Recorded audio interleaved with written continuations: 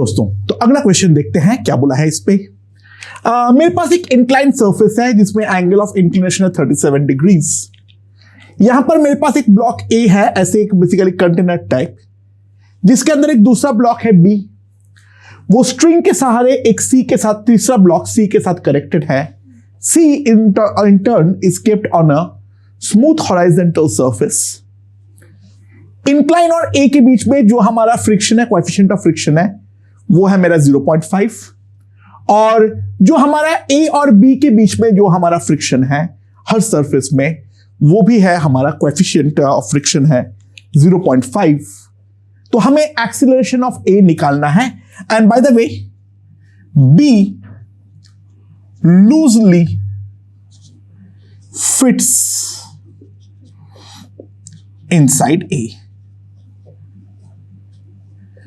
B जो है that loosely fits inside A, ये चीज जो है वो हमें दिया हुआ है।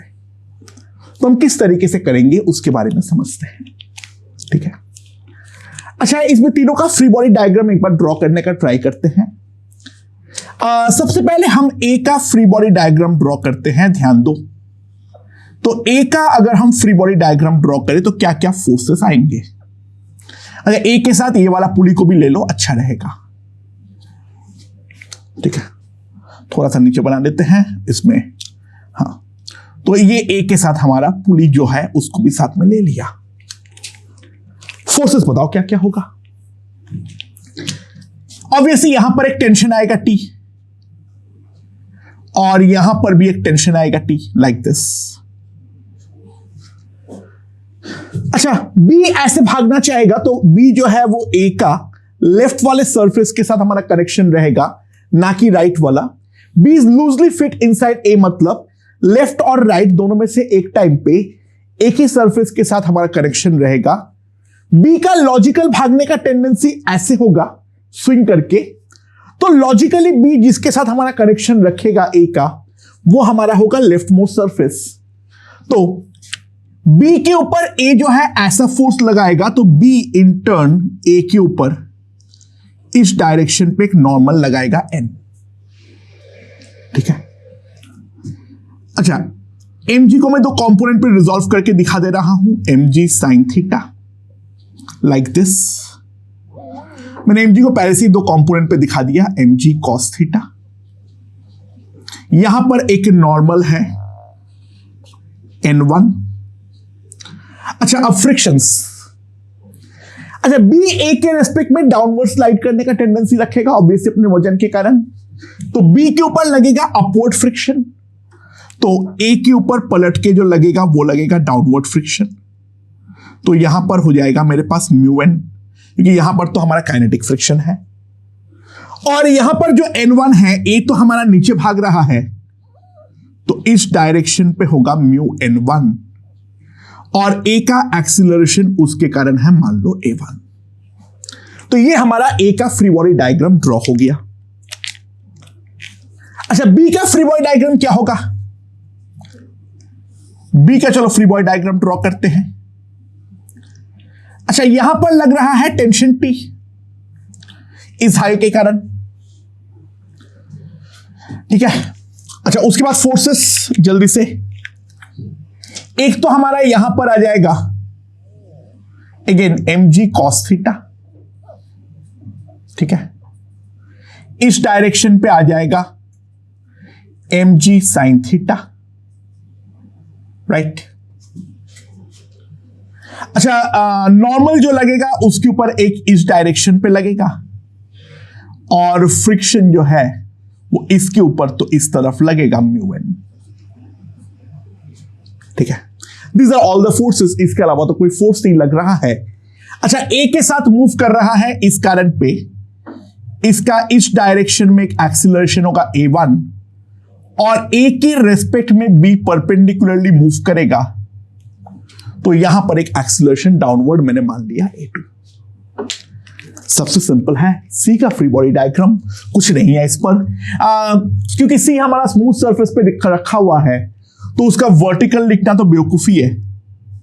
हॉराइजॉन्टल में केवल एक ही फोर्स है, that is a tension T, और उस कारण पे ये इस तरफ एक्सीलरेट कर रहा है। With an acceleration of a3। मास सबका जो है वो m है, ठीक है, इसका भी मास जो है वो तो हमारा m ही है। तो हमारे पास वेरिएबल्स टोटल कितने हैं? t, n, n1 तीन हो गया, a1, a2, a3। तो टोटल हमारे पास 6 वेरिएबल्स है, तो हमें 6 इक्वेशंस जो है वो बनाना पड़ेगा। तो कैसे बनाएंगे? सबसे पहले a का जो है वो हमारा वर्टिकल इक्विलिब्रियम पे होगा। तो मैं एक चीज लिख सकता हूं, जो अपवर्ड डायरेक्शन में फोर्स है n1, ठीक है, तो that will be equals to mg cos theta plus mu n plus t। This is the equation 1। अब a का अलोंग द इंक्लाइन अगर मैं देखूं अगला इक्वेशन, तो क्या क्या होगा? mg sin theta minus plus n minus t minus mu n1, that will be equals to m into a1. So this will give me the equation 2.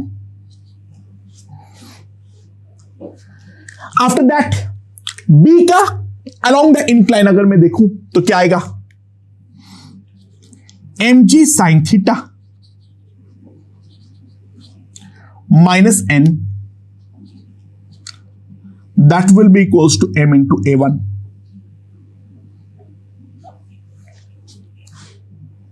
And उसके बाद अगर मैं इस डायरेक्शन के अलोंग देखूं तो mg cos theta minus t minus mu n, that will be equals to m into a2। इसका simple tension का equation t will be equals to m into a3, और लास्ट में है मेरा पावर थ्योरम, सारे acceleration में relation, t down t इस तरफ और a1 इस तरफ। ये वाला टेंशन तो मेरा कोई काम का नहीं है, तो minus t into a1, t इस तरफ a2 इस तरफ, minus t into a2, t इस तरफ a3 इस तरफ, plus t into a3 0। So a3 will be a1 plus a2। That will be the equation number 6। तो हमारे पास 6 वेरिएबल्स और 6 अननोन्स जो है वो हमारे पास आ चुका है। 6 वेरिएबल और 6 इक्वेशन जो है वो हमारे पास आ चुका है। अब सिंपली इनको सॉल्व करने की देर है, ठीक है। Solving is going to be bit tough, ठीक है, हमें थोड़ा सा धैर्य रख के करना पड़ेगा। एंड कैलकुलेशन मैंने किया हूं, उतना अच्छा नहीं होता है कैलकुलेशन, लेकिन अगर हम पेशेंस रखेंगे तो डेफिनेटली हो जाएगा। सबसे पहले जो मैंने ऑब्जर्व किया वो है n1 केवल इन दोनों इक्वेशन में है, तो सबसे पहला स्टेप जो है वो तो मेरा n1 को एलिमिनेट करो। तो जो मेरा पहला स्टेप होगा वो होगा mg sin theta plus n minus t minus mu into n1 का वैल्यू पुट कर दो, mg cos theta plus mu n plus t, that will B m into a1, ठीक है। अच्छा, t को मैं रिप्लेस करूंगा m इंटू a3 से, और n जो है उसको मैंने यहां से रिप्लेस करूंगा, n जो है उसको मैंने यहां से रिप्लेस करूंगा, that will B mg sin theta minus ma1। सो ये वाला इक्वेशन आ जाएगा mg sin थीटा, यहां पर आ जाएगा plus 1 minus mu square into n। अच्छा, n का वैल्यू क्या लिख सकता हूं यहां पर? mg sin theta minus ma1, ठीक है। अच्छा, यहां पर हो जाएगा मेरे पास t, यहां पर हो जाएगा mu t minus 1 plus mu into t इसको मैंने लिख दिया MA3, ठीक है। So that will come out to be equals to MA1, ये हमारे पास आ जाएगा। एंड इसका बेस्ट जो चीज है वो ये है, हाँ, जो मेरा M जो है वो तो मेरा पूरी तरीके से कट जाएगा, हर तरफ से जो है M तो मेरा कट गया है।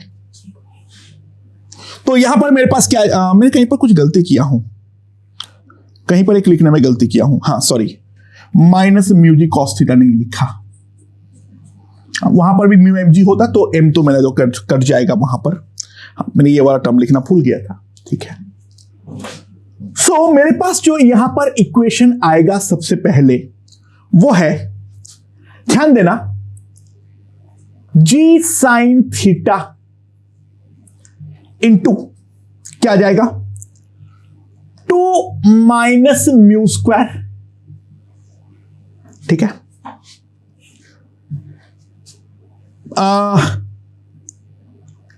Minus is equals to, sorry, minus mu g cos theta, यहां पर भी आएगा एक term mu g cos theta, and that will be equals to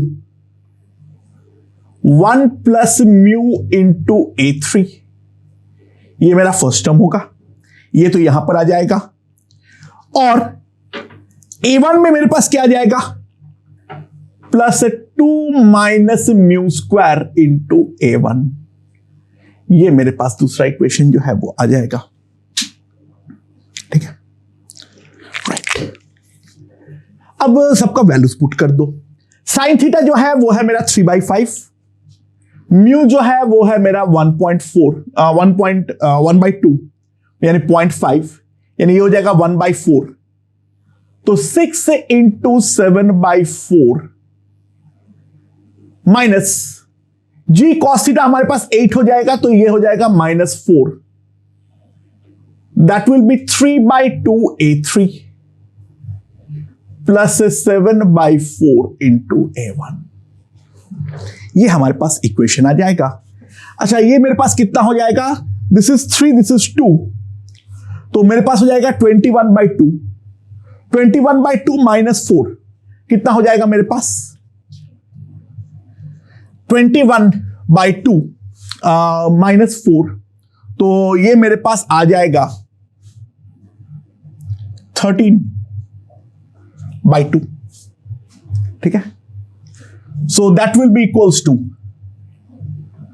3/2 A3 plus 7/4 A1, 4 से पूरा मल्टीप्लाई कर दो, तो 7A1 plus 6A3, that will be equals to 26. It's a very important relation, so that will be the equation number 7, ठीक है। अच्छा, अब अगला मेरा ये वाला इक्वेशन अभी तक इस्तेमाल नहीं हुआ है, तो यहां पर आ जाओ। तो ये वाले इक्वेशन को इस्तेमाल करते हुए मैं क्या लिख सकता हूं, mg cos theta minus T, तो माइनस m इंटू A3, ठीक है, minus mu into n, n का वैल्यू यहां से लिख दो, mg sine theta minus MA1, that will be equals to m into A2। अच्छा, A2 मुझे चाहिए नहीं, ठीक है, क्योंकि ये वाला इक्वेशन में A1 और A3 है, तो A2 का तो मैं डायरेक्टली एक रिलेशन लिख सकता हूं लास्ट वाले से, A2 will be A3 minus A1, तो यहां पर A2 को एलिमिनेट कर दो, ठीक है। एंड नाउ यहां पर अगर मैं करता हूं कैलकुलेशन, तो mm गॉन पूरे में से, जी कॉस थीटा वो मेरे पास आ जाएगा 8, minus mu g sine theta, तो ये मेरे पास आ जाएगा 3, that will be equals to, यहां पर एक माइनस A3 आएगा, तो वहां पर उस तरफ जाके ये 2A3 में कन्वर्ट हो जाएगा, और यहां पर मेरे पास माइनस A1 है और मेरे पास है प्लस A1/2, तो प्लस सॉरी -3a1/2। तो ये हमारे पास 5 आ जाएगा। तो अगर मैं 2 से मल्टीप्लाई करूंगा तो 4a3 -3a1 that is coming out to be equals to 10। ये मेरा नेक्स्ट इक्वेशन है, तो ये मेरे पास आ जाएगा। एंड नाउ मुझे तो बेसिकली a1 चाहिए, एक्सेलरेशन ऑफ a। तो सिंपली एक काम करो, मुझे a3 को एलिमिनेट करना है।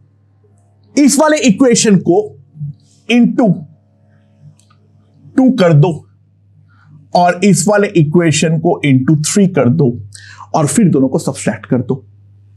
तो मेरे पास क्या आ जाएगा, a3 तो एलिमिनेट हो जाएगा, तो 14a1 plus 9a1 that will be 52 minus 30 that will be 22।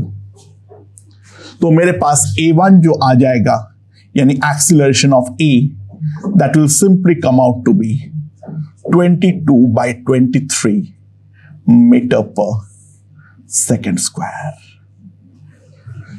मैं जिस सोर्स से उठाया हूं ये क्वेश्चन को, हाँ वहां पर यही आंसर दिया हुआ था। Acceleration of a equals to 22/23 metre per second square. यहां तक जो है फिजिक्स था। उसके बाद मैंने कैसे एलिमिनेट किया, मैंने कैलकुलेशन का लेंथ को ज्यादा नहीं बढ़ाया, वो बात पे ध्यान देना। मैंने बहुत ही ज्यादा अच्छे तरीके से इस चीज को मैंने कैलकुलेट किया। तो क्या तरीका मैंने अपनाया उसके बारे में देखो। मैंने वेरिएबल्स को कम करता चला गया एंड फाइनली मेरे पास 2 वेरिएबल पे इक्वेशन बना दिया था, 2 that will be in a1 and a3। ठीक है, एंड इससे मेरे पास सिंपली a1 का वैल्यू जो है वो आ गया है। ओके दोस्तों, एक आसान कॉम्प्लिकेटेड क्वेश्चन देखते हैं। आसान क्योंकि ये क्वेश्चन आसान है एक्चुअली, कॉम्प्लिकेटेड क्योंकि बहुत सारी चीज चल रही होती है। तो ध्यान देना क्या बोला है। मेरे पास यहां पर एक ब्लॉक B है ऑफ मास 4m और उसके ऊपर एक ब्लॉक रखा हुआ है मास स्मॉल m। ठीक है, इन दोनों के बीच में फ्रिक्शन है म्यू, लेकिन जिस सरफेस के ऊपर रखा हुआ है वो हमारा स्मूथ है। ए से एक धागा हमारा निकला है, वो एक आइडियल पुली से कनेक्टेड है, एक दूसरा आइडियल पुली से कनेक्टेड है। दूसरा आइडियल पुली के यहां पर एक 4m और 4l का हमारे पास रॉड है और उस रॉड का लोअर एंड पे हमारा एक बंदर है। ये जो है वो एक बंदर है, पूछ देख के मालूम पड़ रहा है, ऑफ मास m। ठीक है, नाउ ये t=0 का सिनेरियो है।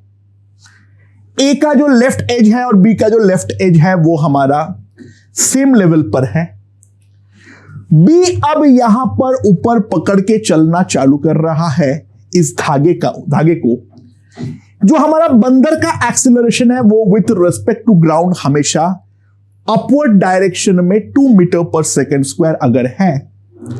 मैंने ऑब्जर्व किया जो जिस इंस्टेंट पे बंदर जो है वो हमारा ये वाले पॉइंट पे आ रहा है, P और Q का मिड पॉइंट पे, A B के ऊपर टॉपल कर जा रहा है। अच्छा, टॉपलिंग कब होगा? जब A का जो मिड पॉइंट है वो अगर B का कोई भी एक एज के ऊपर आ जाए तो वहां पर हम बोलेंगे A उस इंस्टेंट पे B के ऊपर टॉपल कर जाएगा। यानी मोर देन 50% अगर चला गया है एज के ऊपर तो वो उस पोजीशन पे टॉपल करेगा, वो हम बोल सकते हैं। तो based on this information then find the time of toppling and also the coefficient of friction mu. चलो एक एक करके चालू करता हूं। अच्छा, यहां पर जो हमारा ऑब्वियसली बात है इन दोनों के बीच में काइनेटिक फ्रिक्शन लग रहा होगा, क्योंकि अगर स्टैटिक लग रहा है तो दोनों साथ में मूव करेगा। टॉपलिंग होने का तो सवाल पैदा ही नहीं होता है, यानी फ्रिक्शन जो लगेगा वो तो हमारा डेफिनेटली काइनेटिक ही लगने वाला है। ठीक है, दैट्स फॉर श्योर। अच्छा, सबसे पहले मैं अगर बंदर का फ्री बॉडी डायग्राम ड्रॉ करूं, ठीक है, तो बंदर के ऊपर फोर्सेस क्या क्या लग रहा है। एक तो हमारा बंदर का जो mg है वो लग रहा है और वो जो धागा को पुल कर रहा है तो धागा भी पलट के अपवर्ड पुल करेगा और जिस कारण पे इसका एक्सीलरेशन जो है वो है मेरा a0। ठीक है, सो हम लिख सकते हैं T minus m g, that will be equals to A into a naught. तो मेरे पास टेंशन की वैल्यू जो आ जाएगा that will be 10 into 12, a naught क्योंकि 2 दे रखा है, that will be equals to 120 newton. ठीक है। अच्छा, अब इस वाले ब्लॉक पे आ जाओ। पहली बात तो एक सेकेंड बाय द वे, ये वाले धागे में टेंशन हो गया है 120 न्यूटन, जो कि इस तरफ भी लग रहा है, और ये वाले धागे पे जो टेंशन हो जाएगा वो ऑटोमेटिकली हो जाएगा 240 न्यूटन, क्योंकि ये वाला पुली मासलेस है, तो डेफिनेटली इस वाले पुली के ऊपर कोई भी नेट फोर्स नहीं आना चाहिए। अच्छा, ये वाला ब्लॉक का फ्री बॉडी डायग्राम ड्रॉ कर लो। तो यहां पर जो लग रहा है, इस तरफ लग रहा है 120, इसका मास जो है वो है 4m यानी 440 kg, तो यहां पर हो जाएगा मेरे पास 400 न्यूटन, और इसका एक्सीलरेशन है मान लो डाउनवर्ड a1। तो मैं सिंपली एक चीज तक लिख सकता हूं, दैट इज कितना आ जाएगा मेरे पास 400 minus 120, that is equals to 40 into a1। तो a1 जो हमारे पास हो जाएगा, दिस विल बी 280, तो 280 मतलब हो जाएगा मेरे पास 7 metre per second square. a1 जो हो जाएगा वो हो जाएगा मेरे पास 7 मीटर पर सेकेंड स्क्वायर। तो ये बंदर जो है वो ऊपर a0 से जा रहा है, ये जो है वो a1 से मेरे पास नीचे आ रहा है, तो a रिलेटिव जो होगा दोनों के बीच में, that will B 9 metre per second square. अच्छा, इनिशियल v रिलेटिव तो 0 था क्योंकि ये हमारा स्टेशनरी था पूरा सिस्टम, उस पोजीशन से मैं छोड़ा हूं। इसका टोटल लेंथ जो है वो है मेरा 4l यानी 4 मीटर। मिड जो कर रहा है वो दोनों मिड पॉइंट पे कर रहा है, यानी जो हमारा रिलेटिव डिस्प्लेसमेंट होना पड़ेगा वो मेरा 2 मीटर होना पड़ेगा। जो हमारा रिलेटिव डिस्प्लेसमेंट होगा दैट विल बी 2 मीटर। तो रिलेटिव डिस्प्लेसमेंट अगर 2 मीटर है तो मैं सिंपली एक चीज लिख सकता हूं, 2 will be equals to half 9 into t square. तो t मेरे पास टी स्क्वायर आ जा रहा है 4/9, यानी t मेरे पास आ जाएगा 2/3 सेकेंड। तो टॉपल करने में जो टोटल टाइम लगा है वो तो मेरा 2/3 सेकेंड लगा है। So the one part of question is done. अगर हम इस क्वेश्चन को एक बार डिकोड करना सीख जाए, यानी स्टेप बाय स्टेप करना सीख जाए, तो ये क्वेश्चन बहुत ज्यादा आसान है। इसमें दिमाग लगाने वाली कोई ज्यादा बात तो है ही नहीं। सबसे पहले हम इस बात को रियलाइज कर लें, ठीक है। इसमें ज्यादा दिमाग लगाने वाली तो कोई भी बात नहीं है हमारा। अब क्या है, चलो देखते हैं। अच्छा, जो हमारा फ्रिक्शनल फोर्स होगा ए और बी के बीच में, वो हमारे पास सिंपली कितना आ जाएगा। नॉर्मल तो हमारे पास है this mg, so that will be simply equals to mu mg, so that will be equals to 100 mu।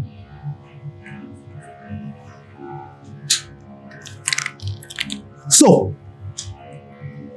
ए के ऊपर जो फोर्स होगा, ए के ऊपर जो फोर्स होगा, इसके ऊपर हमारे पास आएगा 240, और पीछे क्योंकि ए का स्लिपिंग टेंडेंसी फॉरवर्ड है और उस कारण पे ए का एक्सेलरेशन मान लो है a1,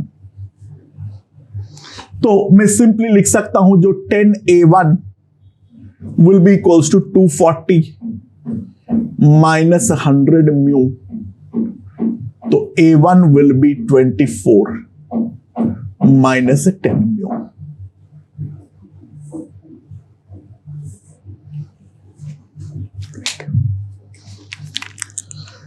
नाउ जो नीचे वाला ब्लॉक है, इसके ऊपर अगर मैं देखूं तो इसके ऊपर तो ओनली ड्राइविंग फोर्स हमारा दोनों के बीच का फ्रिक्शन फोर्स ही है, तो बी के ऊपर फ्रिक्शन जो लगेगा वो तो मेरा फॉरवर्ड लगेगा, सो दैट विल बी 100 म्यू। तो इसका मास जो है वो तो मेरा 40 है, तो B का एक्सेलरेशन अगर मैं A2 देखता हूं तो 40 A2 विल बी 100 म्यू, तो मेरे पास A2 जो आ जाएगा that will be equals to 5 mu by 2।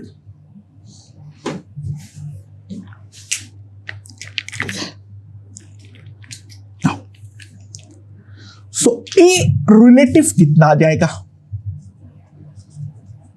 That will be A1 minus A2। कितना होगा? इन दोनों को अगर मैं सब्सट्रैक्ट करता हूं तो 24 minus 25 mu by 2, that will be the A relative. अब अगर हम टॉपल करने के बारे में देखें तो टॉपल करने की पोजीशन में A को 50% हैंग हो जाना पड़ेगा, यानी L/2 यहां पर आ जाना पड़ेगा। अच्छा, अगर पूरा रिलेटिव में जाता तो रिलेटिव डिस्प्लेसमेंट 4L होता, लेकिन उससे पहले तो L/2 पे ही रुक जा रहा है, तभी तो हमारा टॉपल कर जा रहा है। तो सिंपल सी बात है, जो हमारा रिलेटिव डिस्प्लेसमेंट होगा that will be 4L minus L/2, that will be 7L/2, that will be 7/2 metre.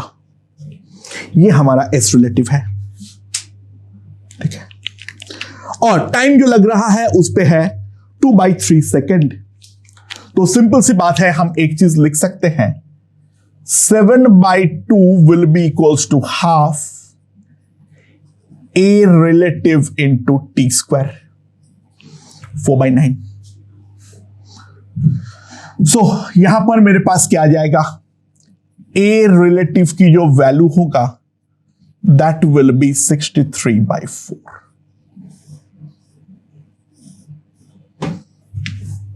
A relative will be 63/4। तो मेरे पास यहां पर आ गया है जो 24 minus 25 mu by 2, that will B 63/4। तो 25 म्यू बाई 2, 96 माइनस 63 कितना आ जाएगा? 33/4। तो 25 म्यू का जो वैल्यू होगा दैट विल बी 33/2। तो म्यू विल बी 33/50, यानी इसकी वैल्यू हो जाएगी 0.6x। तो coefficient of friction will be simply equals to 0.6x। तो ये था हमारा आसान complicated question. Number of bodies देख के डरना नहीं है, स्टेप बाय स्टेप करते चले जाएंगे तो काफी आसानी के साथ हमारा प्रॉब्लम सॉल्व हो जाएगा।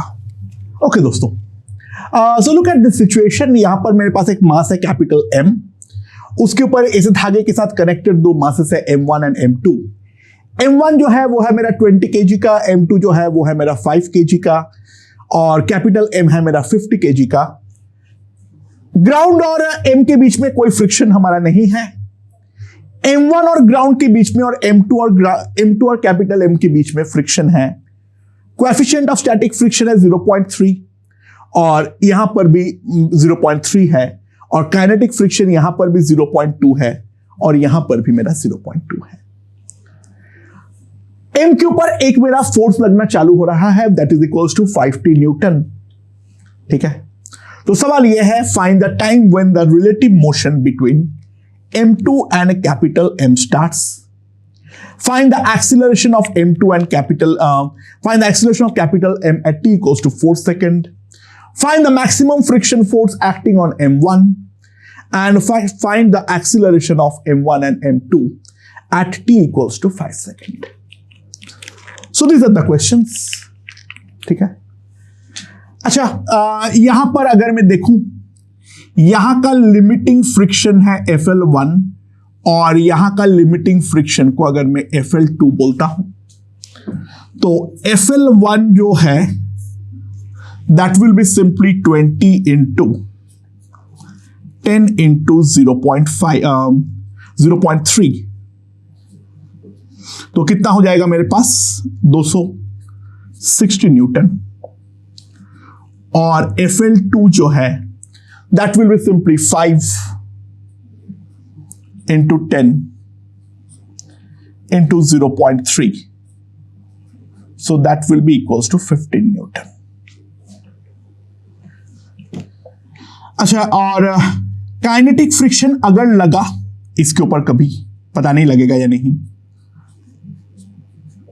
तो ये है मेरा 40 न्यूटन, और इसके ऊपर जो काइनेटिक फ्रिक्शन होगा, दैट kinetic friction will B 5 into 10 into 0.2, 10 Newton. ठीक है, समझ में? राइट। तो अब मैं क्या करने वाला हूं? अच्छा, मैं कैपिटल M के बारे में ध्यान अगर दूं, इसके साथ दोनों पुलिस को भी बना लो तो अच्छा रहेगा। इसके बाद जो भी वर्टिकल फोर्स लगेगा वो तो देखना जरूरी नहीं है, क्योंकि ग्राउंड और इसके बीच में कोई फ्रिक्शन नहीं है। तो मेरे पास जो जो फोर्सेस आएंगे वो है T, T, T, T,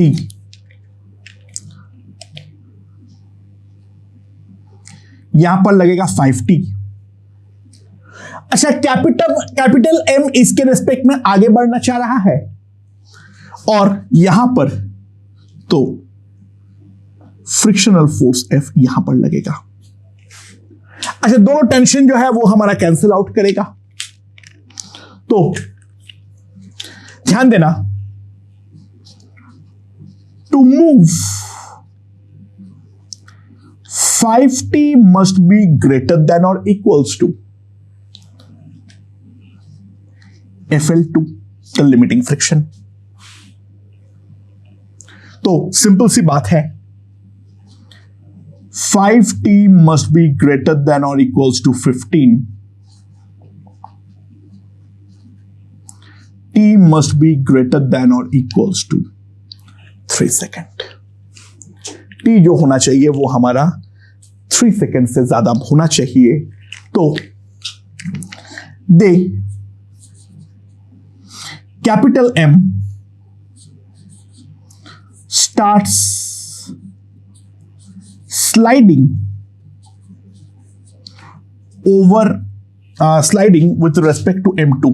अच्छा, बाय द वे एक बात ध्यान देना, M1 तो मेरा मूव करने का भी सवाल ही नहीं पैदा होता है, यहां पे तो बहुत ज्यादा है, वहां पे 60 न्यूटन का फोर्स है। ठीक है, यहां पर ये पूरा सिस्टम को अगर मैं कंसीडर करूं, राइट, पूरे को अगर सिस्टम कंसीडर करूं, तो वहां पे तो 5T जब हमारा 60 होगा तब देखा जाएगा, यानी T मेरा 12 सेकेंड पे वो होने वाला था, उससे बहुत पहले ये वाला स्लिपिंग हमारी चालू हो जाएगी। तो M start sliding with respect to M2 at T equals to 3 second. अच्छा, अब एक चीज ध्यान देना, as soon as this sliding happens, जैसे ही मेरा ये स्लाइडिंग होना चालू हो जाएगा, इन दोनों के बीच का जो फ्रिक्शन है, friction between capital M and M2 becomes kinetic. इन दोनों के बीच का जो फ्रिक्शन हो जाएगा दैट विल बिकम काइनेटिक। और जो हमारा फ्रिक्शन लगेगा, जो हमारा दोनों के बीच का फ्रिक्शन लगेगा, एंड वो काइनेटिक फ्रिक्शन है मेरे पास 10 न्यूटन। दोनों टेंशन तो एनीहाउ कैंसिल आउट हो रहा है, तो उसको लिख के तो कोई फायदा नहीं है। तो इफेक्टिवली अगर मैं कैपिटल M को बनाऊं, तो इस डायरेक्शन पे नेट फोर्स जो हो जाएगा वो होगा 5T माइनस 10 न्यूटन। तो इसका जो एक्सीलरेशन होगा, मैं सिंपली लिख सकता हूं, यहां पर अगर एक्सीलरेशन में इसका A बोलता हूं तो 50A will be 5T minus 10। और अब मैं पुट कर देता हूं T equals to 4 second, a मेरे पास बन जाएगा 10/50, that will be 1/5 metre per second square at t equals to 4 second. ठीक है, अच्छा ध्यान देना, यहां पर अभी जो है M2 के और M1 के बारे में अगर मैं देखूं तो जैसे ही ये वाला स्लिपिंग चालू हुआ है, जैसे ही ये वाला स्लिपिंग चालू हुआ है, तो M2 के ऊपर जो फोर्स लगेगा वो तो हमारा फॉरवर्ड 10 न्यूटन लगना चालू हो जाएगा, और यहां पर जो टेंशन होगा दैट विल बी T। और M1 के ऊपर अगर मैं ध्यान दूं,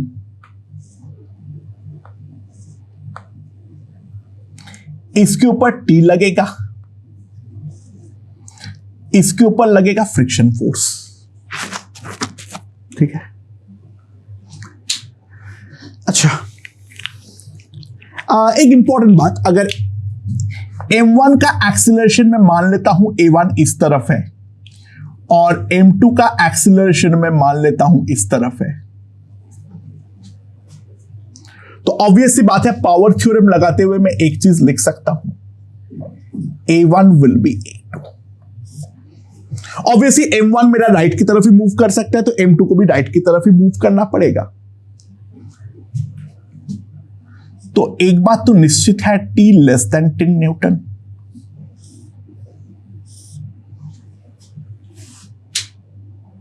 एक बात तो निश्चित है, T जो है वो चलो इक्वल टू साइन में लगा देता हूं।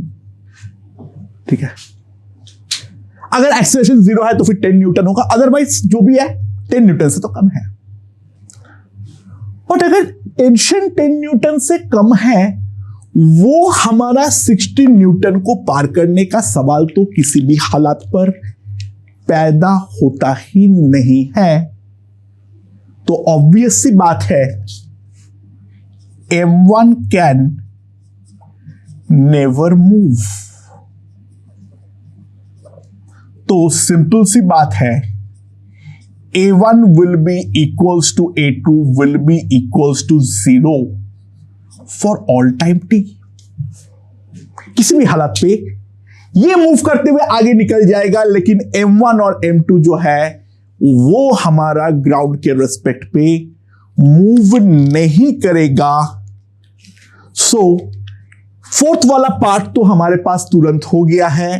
5 सेकेंड का कोई स्पेशलिटी नहीं है, हमेशा ही इन दोनों में टेंशन जो आएगा वो हमारा 0 आने वाला है, दैट्स फॉर श्योर। अब जो बोला है what is the maximum friction acting on it, तो ध्यान देना F max when T max and ध्यान देना T max when जो हमारा यहां पर फ्रिक्शन लग रहा है वो हमारा मैक्सिमाइज हो, क्योंकि ऑब्वियसली बात है T और हमारा ये वाला फ्रिक्शन तो हमेशा बैलेंस होगा। सो ध्यान देना इसका जो वैल्यू है वो तो हमारा 15 न्यूटन है at T equals to 3 second. At T equals to 3 second ये हमारा 15 न्यूटन है। सो ऑब्वियस सी बात है जो हमारा F max होगा that will be also equals to 15 newton. अगर मैं ग्राफ ड्रॉ कर लेता हूं एक बार तुम लोग को और बेटर समझाने के लिए, क्या फ्रिक्शन लग रहा है इन दोनों के बीच में, F वर्सेस T।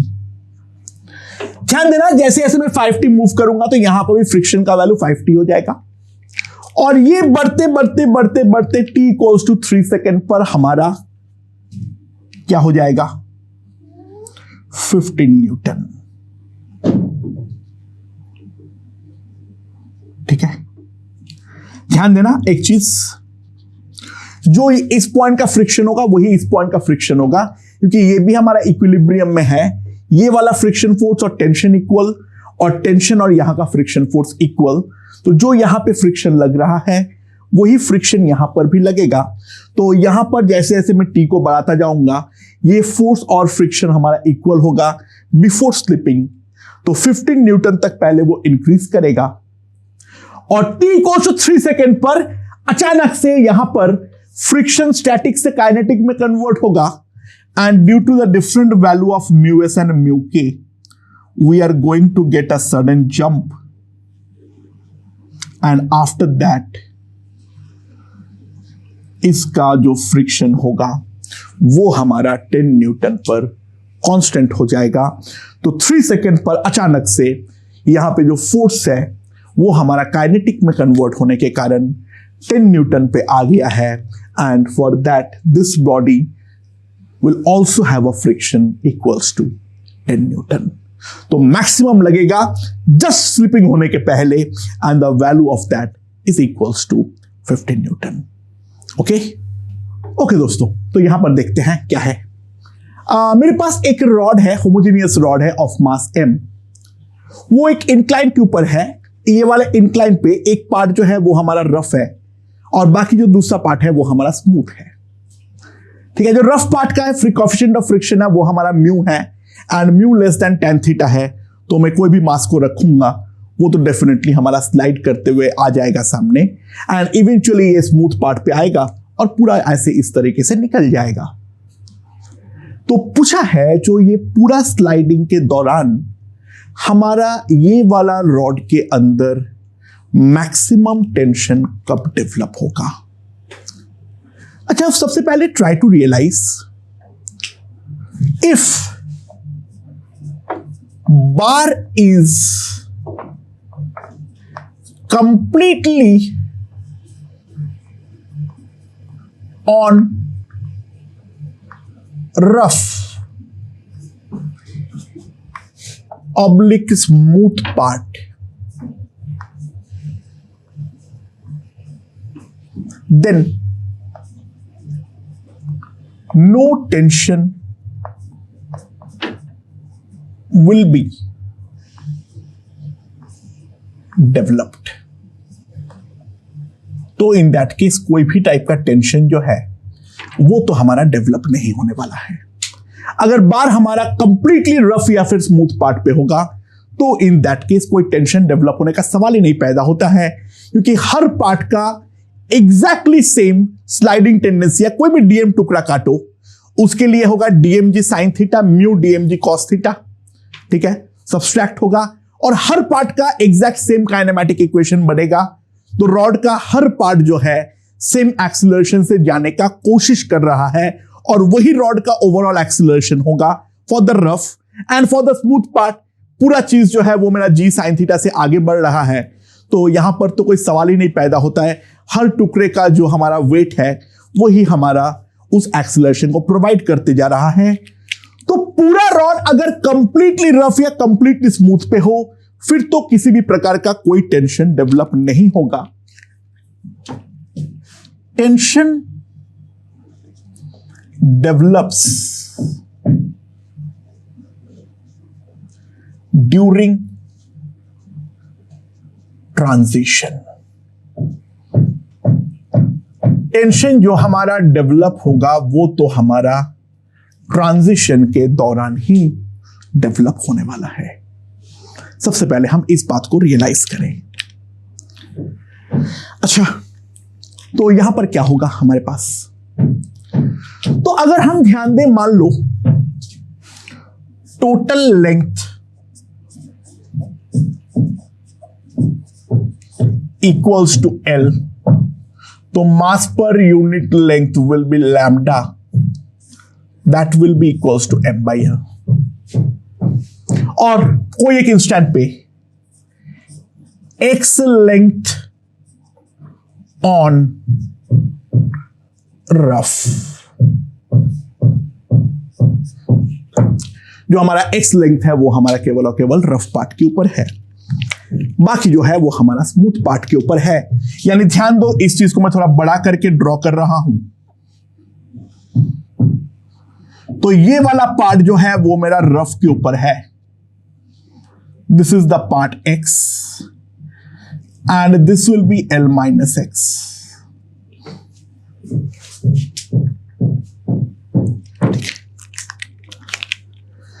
अच्छा,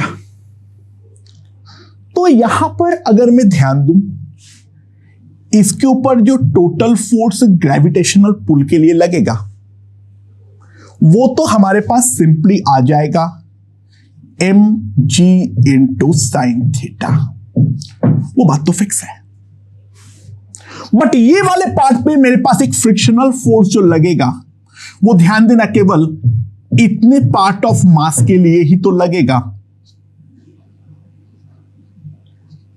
इस पार्ट का मास जो हो जाएगा that will be mu lambda x g cos theta, that will the friction force. ठीक है, सो ये समझ में ना क्यों, क्योंकि इतने पार्ट का ही तो नॉर्मल हमारा काम का होगा। यानी जो हमारा mg cos थीटा हमारा नॉर्मल लगाएगा उसके अंदर केवल इतने पार्ट का जो हमारा मास होगा that is lambda into x, उतने पार्ट का ही नॉर्मल हमारा फ्रिक्शन प्रोवाइड कर पाएगा, बाकी इस पार्ट का तो हमें कर ही नहीं पाएगा।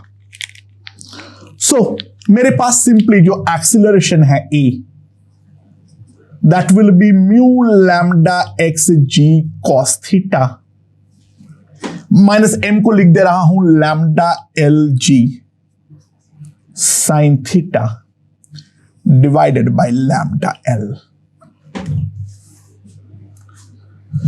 So that will come out to be equals to mu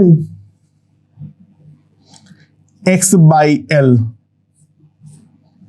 g cos theta minus g sin theta।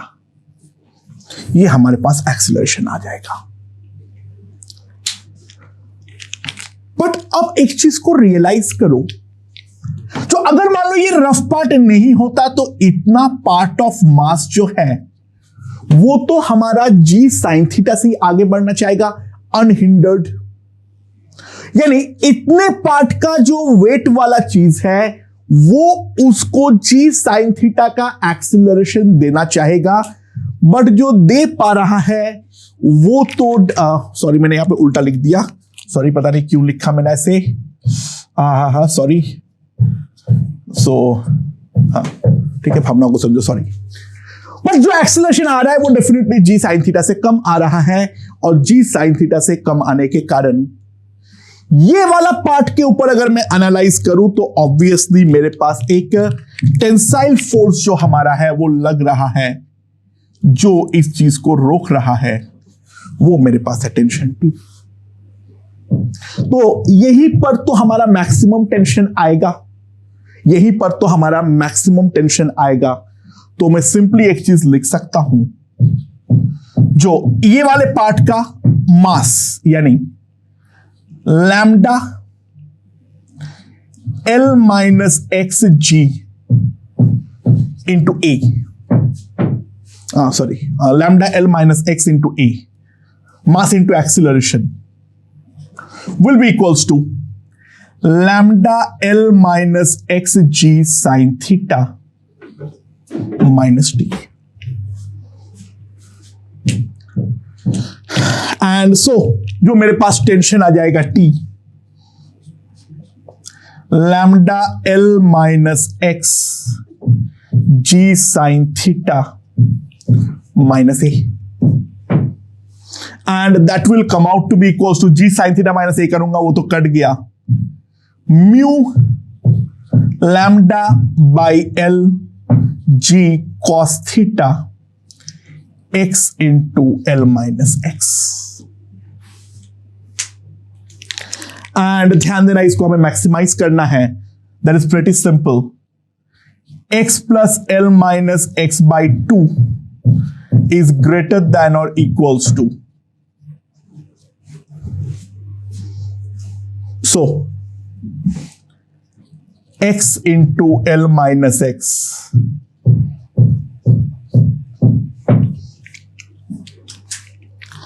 तो ये वाला जो क्वांटिटी होगा this will be less than और equals to cos theta by L into L square by 2, sorry L square by 4। तो T maximum हमारे पास simply आ जाएगा, एक एल काट दो, lambda into L is M, 1/4 M mu M g cos theta. And maximum tension occurs when exactly आधा length हमारा rough surface पे है और बाकी आधा लेंथ जो है वो हमारा स्मूथ सरफेस पे है। ओके ओके दोस्तों, अब हम लोग दो सिमिलर क्वेश्चन देखने वाले हैं। सबसे पहले क्या है, देखो ध्यान दो, हमारा एक इंक्लाइन प्लेन है जहां पर कोएफिशिएंट ऑफ फ्रिक्शन है मेरा tan अल्फा, जहां पे अल्फा जो है वो हमारा एंगल ऑफ इंक्लाइन है। ठीक है, अच्छा ये वाले इंक्लाइन प्लेन पे मैंने प्लेन के पैरेलल यानी perpendicular to the line of greatest slope, क्योंकि ये वाला है, मैंने एक बॉल को पुश करता हूं at a direction of perpendicular to the line of greatest slope. ठीक है, angle of 90 degree with a velocity of v0। तो उसका मोशन कुछ इस तरीके से कर्व्ड होगा, क्या होगा पता नहीं। तो कोई भी एक जनरल इंस्टेंट ऑफ टाइम पे t पर मैंने देखा इसका जो इंस्टेंटेनियस वेलोसिटी है वो लाइन ऑफ ग्रेटेस्ट स्लोप के साथ थीटा एंगल बनाता है। तो हमें उस इंस्टेंट पर v का वैल्यू जो है वो हमें निकालनी है। ठीक है, इट्स अ फेमस इरोडोफ क्वेश्चन। ठीक है, इट्स अ फेमस इरोडोफ क्वेश्चन। तो लेट्स सी। अच्छा, जो ये लाइन ऑफ ग्रेटेस्ट स्लोप का डायरेक्शन है इसको हम लोग एक्स डायरेक्शन बोल देते हैं, और दूसरा हम एक मोशन को एनालाइज करेंगे ये वाले टेंजेंशियल डायरेक्शन पे, that is the direction of T. मैं यहां पर एनालाइज करूंगा। ठीक है, अच्छा ध्यान देना, जो हमारा फोर्स, जो हमारा काइनेटिक फ्रिक्शन होगा, दैट काइनेटिक फ्रिक्शन, उसका वैल्यू जो होगा वो तो हमेशा होगा mu M g cos theta, क्योंकि नॉर्मल का वैल्यू तो हमेशा ही एम जी कॉस थीटा होगा। तो काइनेटिक फ्रिक्शन जो है उसका मैग्नीट्यूड तो हमेशा ही mu M g cos theta होगा। कॉस थीटा का cos alpha, sorry sorry sorry sorry sorry, theta यहां पे कुछ और है, sorry, mu M g cos alpha होगा, acting opposite to, acting opposite to v instantaneous vector। ठीक है, v instantaneous vector यानी इस इंस्टेंट पे जो काइनेटिक फ्रिक्शन लगेगा वो इस तरफ लगेगा और इस इंस्टेंट पे इस तरफ लगेगा, बट उसके ऊपर जो फोर्स लगेगा वो तो हमारा फिक्स ही होगा। ठीक है, और इसके साथ और एक चीज बोल सकता हूं, mg sin theta sin alpha always act along the line of greatest slope। mg sin alpha जो है वो हमेशा ही हमारा लाइन ऑफ ग्रेटेस्ट स्लोप के अलोंग ही तो लगने वाला है, यानी इस डायरेक्शन पे।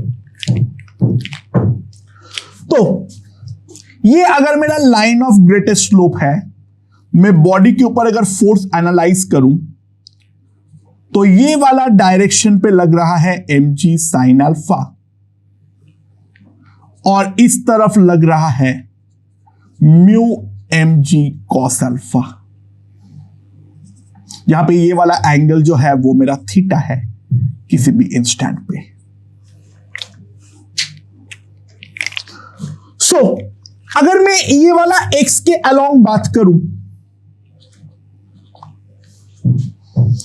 तो ax का वैल्यू मैं क्या लिख सकता हूं, m into ax equals to mg sine alpha minus mu mg cos alpha into cos theta. So यहां पर खत्म कर दो m को, g साइन अल्फा। अच्छा म्यू का वैल्यू कितना है, tan अल्फा, तो minus g sine alpha into cos theta, तो ax का वैल्यू हो जाएगा g sine alpha into 1 minus cos theta.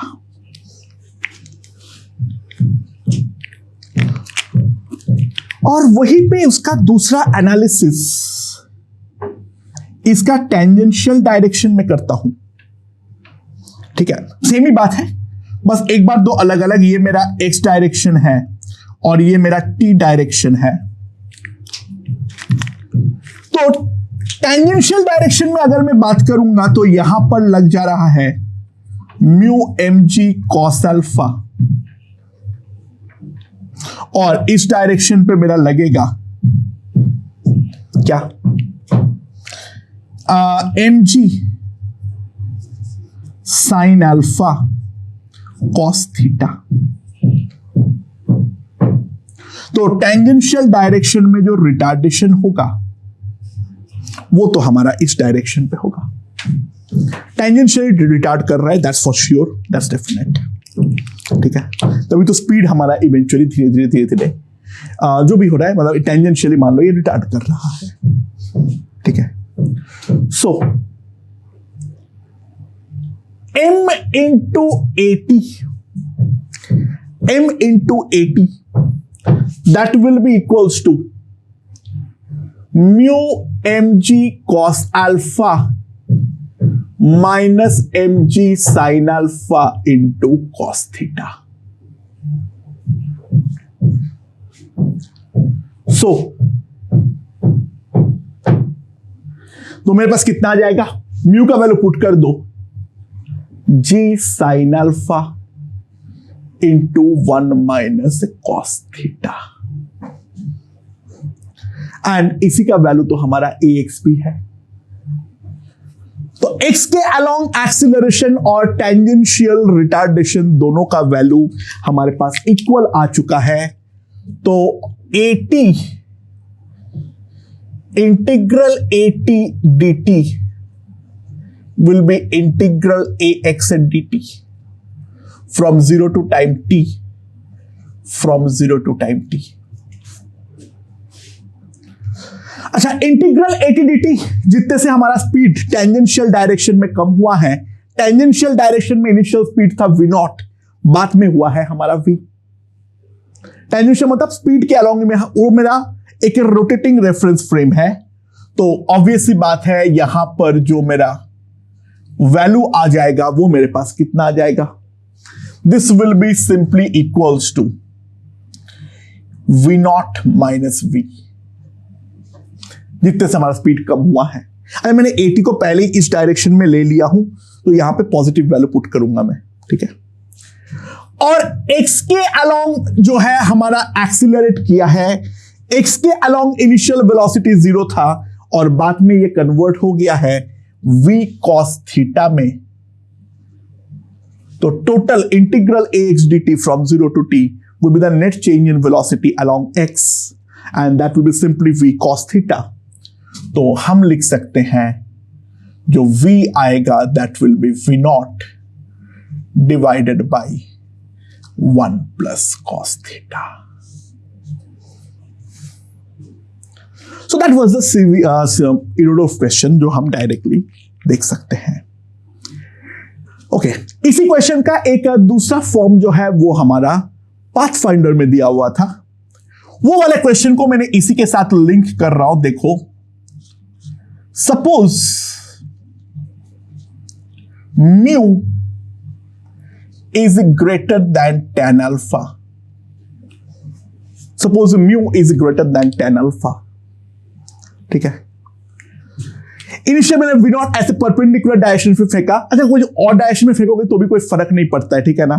कोई जनरल एंगल पे दिया हुआ है तो भी कोई फर्क नहीं पड़ता है, डजंट मैटर, एनालिसिस तो मेरा सेम ही रहेगा। ठीक है, suppose mu is greater than tan alpha, तो सवाल ये है व्हेन विल द ब्लॉक या फिर मास स्टॉप। ये एजम्पशन है, ये सफिशिएंटली लॉन्ग है, ये खत्म नहीं हो जाएगा।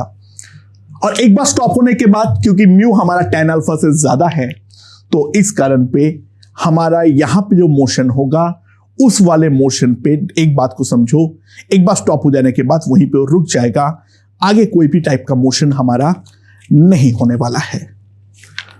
तो हम किस तरीके से करेंगे, ठीक है। अच्छा, अगेन ए एक्स क्या आएगा मेरे पास, ए एक्स के अलोंग एक्सीलरेशन क्या होने वाला है, that will be simply g sine alpha minus mu g cos alpha into cos theta. ये मेरे पास ए एक्स होगा, और जो हमारा 80 होगा, जो मेरा 80 होगा वो मेरा कितना होगा, that will be simply mu g cos alpha minus g sine alpha into cos theta. ये हमारे पास दो इक्वेशन आ चुका है, right. And now we have to simply integrate. ध्यान देना, let t naught be the time of stop, let t naught be the time of stop. अच्छा, एक्स स्टॉप होने के टाइम पे दोनों तरफ वेलोसिटी हमारा जीरो होगा, टेंजेंशियल और एक्स के अलोंग। तो एक्स का इनिशियल वेलोसिटी भी जीरो है, फाइनल वेलोसिटी भी जीरो है, तो integral a x d t from zero to t naught will be equals to zero, और integral a t d t from zero to t naught that will be simply equals to v naught. ये चीज हम definitely लिख सकते हैं। सो मेरे पास जो आ जाएगा पहले वाले कंडीशन से, integral g sine alpha d t zero to t naught minus mu g cos alpha zero to t naught cos theta d t that will be equals to simply zero, क्योंकि x वाले से हम ये चीज बोल सकते हैं। तो यहां से मेरे पास जो आ जाएगा integral zero to t naught cos theta d t, इसका वैल्यू हमारे पास क्या आ जाएगा, that will be g sine alpha into t naught, ये तो बाहर आ जाएगा इंटीग्रेशन के, integral d t simply t naught divided by mu g cos alpha, that will be equals to tan alpha by mu, that will be equals to tan alpha plus mu, ठीक है। And दूसरा यहां पर अगर हम ध्यान दें इस वाले पे, तो integral mu g cos alpha d t from zero to t naught minus g sine alpha into cos theta d t from zero to t naught that will be equals to v naught. तो मेरे पास आ जाएगा mu g cos alpha into t naught minus g sine alpha. अच्छा, ये वाले का integration का वैल्यू मैं डायरेक्टली निकाल के रखा हूं, that is tan alpha by mu, that will be equals to v naught. So मेरे पास क्या आ जा रहा है, ध्यान दो, सॉरी टी नॉट लिखना भूल गया यहां पे, सॉरी। तो क्या आ जाएगा मेरे पास,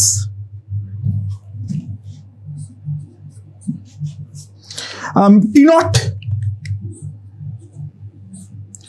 mu g cos alpha minus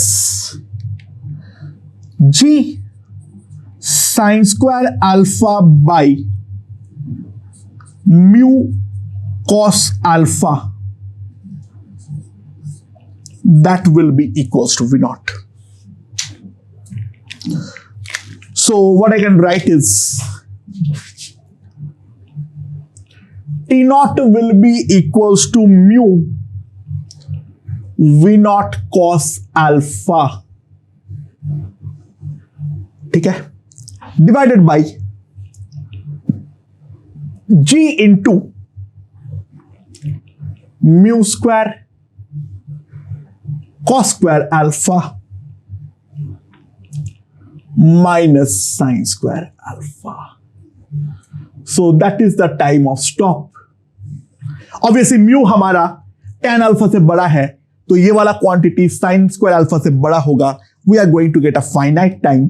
In the previous problem it will never stop. हम साफ साफ देख सकते हैं mu अगर tan alpha होगा, this time is going to be infinite, and that is pretty obvious also.